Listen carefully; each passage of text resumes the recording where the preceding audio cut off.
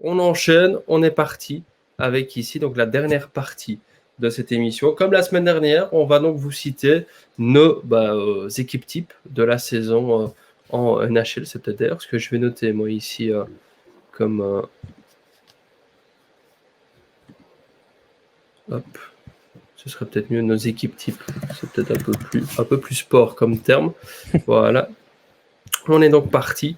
On va commencer avec l'équipe un petit peu plus pragmatique, un petit peu plus statistique. On commence avec au poste de goalie. Pour commencer dans les caches, qui est pour toi le meilleur goalie en NHL?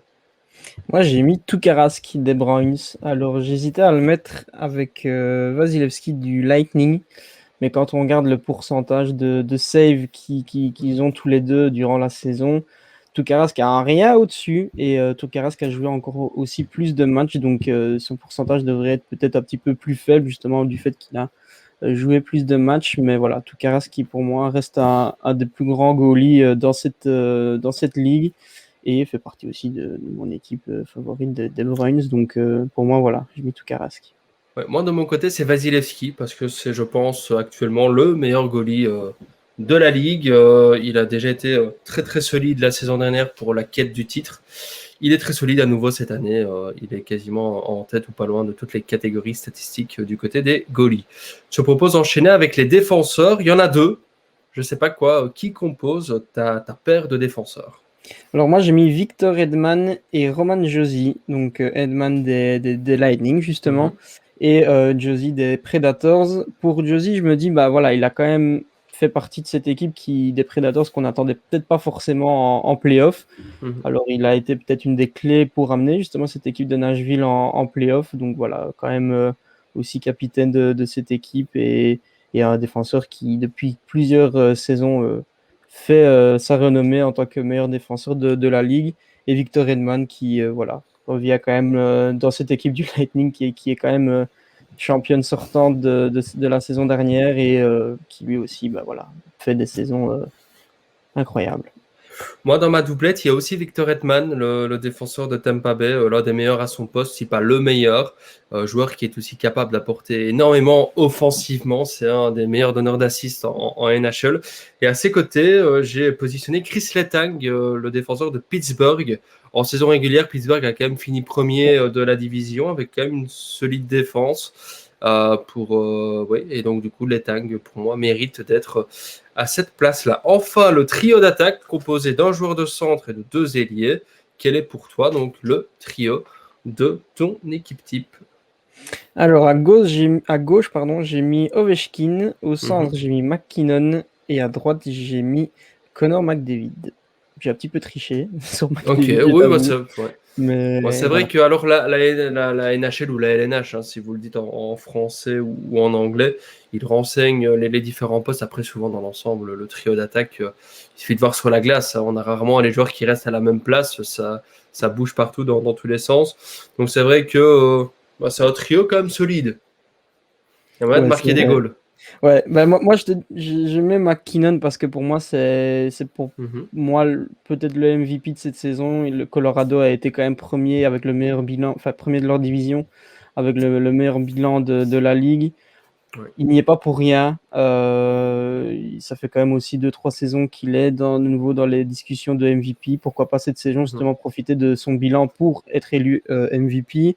Ovechkin, on en a déjà parlé lors du débat notamment de Washington. Il rentre de plus en plus dans la légende. Il a aussi emmené cette équipe des Capitals en playoff. Et puis Connor McDavid, c'est quand même aussi depuis quelques saisons quelqu'un de très solide qui est toujours là, fidèle au poste durant les saisons régulières. Maintenant, voilà, on en a un petit peu discuté la semaine passée en playoff. C'est pas encore trop ça. Mais voilà, McDavid qui est quand même un des indétrônables durant les saisons régulières qui ont précédé. Alors moi du coup ici pour commencer, alors j'ai voulu dans un premier temps respecter vraiment les postes, donc je vais quand même garder Brad Marchand qui est ailier gauche, qui est répertorié ailier gauche. Ça reste quand même un super joueur qu'on aime ou qu'on n'aime pas. Je sais qu'il y en a beaucoup qui ne l'aiment pas pour un peu son comportement, son caractère. C'est un joueur quand même assez dur, mais bon, à Boston, si Boston est performant, c'est en grande partie grâce à lui. Donc je maintiens Brad Marchand dans mon 5, en tout cas dans mon 6 titulaire. McDavid clairement titulaire au centre. C'est lui qui a fini meilleur pointeur, donc il n'y a pas photo et ce sera peut-être quand même lui le MVP. Et alors en ailier droit, au départ j'avais mis Rantanen, mais je vais quand même mettre McKinnon pour l'impact qu'il a eu à Colorado. Ça fait quand même 2-3 saisons maintenant que c'est un des meilleurs joueurs.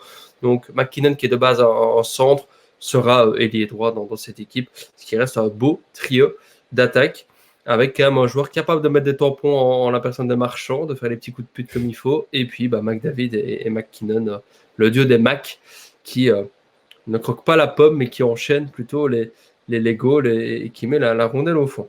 On va enchaîner avec notre deuxième équipe qui est là plus coup de cœur. On commence avec le poste de goalie. Moi, je remets tout Carrasque. J'hésitais à le mettre avec Vasilevski, mais je me dis, voilà, Toukaras, ça reste quand même les Bruins, donc on va rester sur Boston avec Toukaras. Et moment au poste de goalie, c'est un peu la belle histoire de la saison. Alors qu'il y a du Marc-André Fleury qui pourrait bien sûr y être, mais je vous avoue que je suis pas le plus grand fan de Fleury. Je sais que je vais me mettre quelques auditeurs à dos, mais c'est pas grave.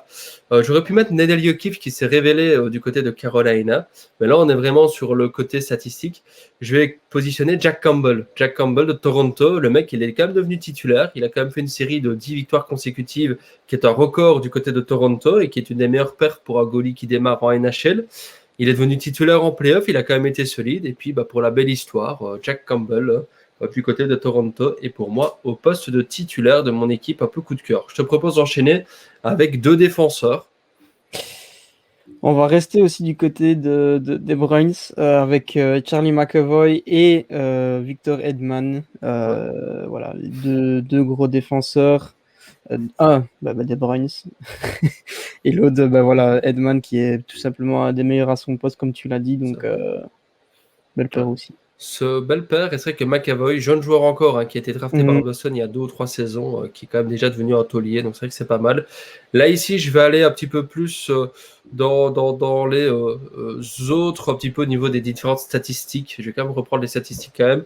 J'avais quand même envie de citer Fox des Rangers, qui est un des défenseurs avec les meilleures statistiques, dans une équipe des Rangers qui n'était pas si loin que ça de disputer les playoffs. Donc du coup, voilà, et puis ça reste quand même un très bon défenseur. Et à ses côtés, il y a plusieurs joueurs de Vegas qui méritent d'être cités. Vegas a quand même souvent une solide défense. Je vais mettre Makar, Kyle Makar. Donc voilà. Donc pour moi, à défaut de ne pas avoir mis Marc-André Fleury dans une des équipes titulaires, on va quand même positionner un de ces défenseurs qui joue devant lui. Donc ce serait ça ma doublette de défenseurs, Fox des Rangers et Makar des Golden Knights. On enchaîne avec notre triplette offensive alors que Malou Wilmot nous a rejoint dans le live et c'est vrai que Fleury pour elle est le meilleur et oui je suis chauvine mais voilà, bon, on l'a pas mis Fleury, il faudra pas nous en vouloir Malou, mais bon, Vasilevski ça reste quand même pas mal, ou même Jack Campbell qui a fait une très belle saison et tout Carrasque aussi, solide portier. On enchaîne donc avec nos trios d'attaque. Je te laisse commencer. J'ai remis McKinnon parce que franchement je le trouve qu'il a été vraiment taulier dans cette équipe des Avalanche et puis même je trouve que c'est un bon joueur et un beau joueur avec ce beau maillot aussi des Avalanche. Il y a vraiment tout un feeling qui est autour de cette équipe. J'ai mis Brad Marchand aussi, tu l'as mis dans ton autre équipe, moi je le remets ici. Alors certes comme tu l'as dit il est peut-être un peu brut et un petit peu rude, mais bon, ça rajoute du spectacle, donc c'est quand même assez chouette aussi à voir. Et puis j'ai mis Nikita Kucherov, alors voilà, certes il n'a pas beaucoup joué, mais pour ce qu'il est en train de nous faire en playoff, je me dis, voilà, il peut quand même avoir sa petite place, même si on devrait se baser sur la saison régulière, je me dis, voilà, je vais quand même mettre Kucherov dans ce 6. Alors c'est vrai que Kucherov, c'est plus pour les playoffs que pour la saison régulière, parce que le mec n'a pas disputé un match. Après, on le connaît quand même, c'est vrai que c'est un excellent joueur pour l'avoir vu encore. C'était pas bête, c'est une des équipes que j'ai regardé le plus la saison. J'ai pas regardé beaucoup de matchs, mais il joue souvent à des heures en début de soirée chez nous, donc c'est assez... voilà. Il faut regarder. Kucherov, c'est un super joueur. Et puis, quelle efficacité devant le but, c'est vraiment impressionnant. Alors moi, du coup, on est dans l'équipe coup de cœur, donc il ne faut pas m'en vouloir. Il y aura Auston Matthews, qui a quand même fait une saison intéressante, du moins en saison régulière. C'est vrai qu'en playoff, c'est pas trop ça, mais bon, en saison régulière, Toronto fait souvent des bons résultats. Et donc, du coup, il faut le récompenser. Le mec a quand même été meilleur buteur, donc c'est quand même pas rien. Il a remporté le trophée Maurice Richard. À ses côtés, Mitch Marner, même chose. Quand il faut faire des stats en saison régulière, on est présent. Après, en playoff, effectivement, vous pouvez venir me clasher. Oui, en playoff, ça répond pas présent. Mais bon, à Toronto, on est là en saison régulière et une fois qu'on passe le printemps, il fait trop chaud et les joueurs ont un petit peu de difficulté à être présents sur la glace. Et enfin, pour compléter ce trio, j'ai envie de citer Kirill Kaprizov, le rookie de Milwaukee, qui a quand même fait de Minnesota, plutôt du Wild, pardon, de Minnesota. Le Wild qui a fait quand même une belle saison. Ils ont fini 3e de leur conférence. Ils ont quand même été au Game 7 face à Vegas, face au Golden Knights. Et il a quand même fait une belle petite saison. Je crois que c'est celui qui a terminé meilleur pointeur chez les rookies. Et puis, il a quand même inscrit quelques goals en playoff. Donc, je me dis que c'est peut-être l'avenir de la Ligue, Kaprizov, un Russe. Donc, décidément, les Russes, c'est une belle usine à talent. Et il viendra parfaitement compléter mon trio offensif. C'est pas mal, hein, Matthews, Marner, Kaprizov, c'est encore jeune. Ça peut encore, je pense, progresser et gagner en expérience. Donc, c'est